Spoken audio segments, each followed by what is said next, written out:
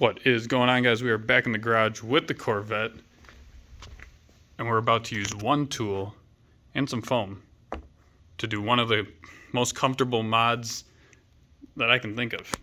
We're going to make our seat bolsters a little bit bigger.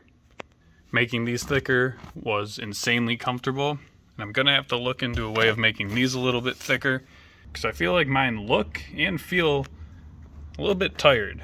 But that is for another video if I ever find out how to do it.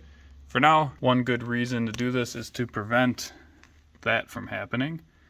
Obviously my seat is a little bit too far gone for that, but the other reason is so that way the bolsters are thicker and holds you in place better.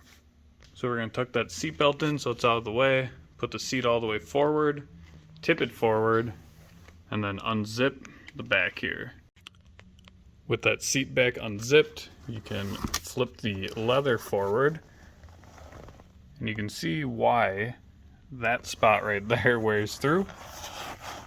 So I had a few strips of very high density foam that I stuck onto this carbon fiber backplate of the chair, and I duct taped over it just to help hold them in place, as well as shoving a whole nother piece of foam on the inside of the bolster. So I ended up putting the foam a little bit higher than I originally showed it there, but once you get the foam in, you can stretch the seat backing back over the seat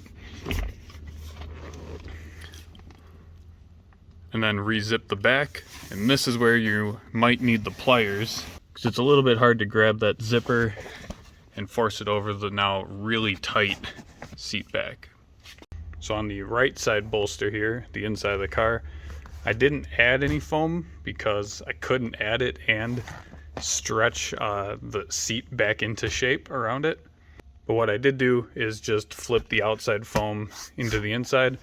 So this is 2 layers of the yellow foam that comes in the chair. And then this side is that yellow foam along with the foam that I added.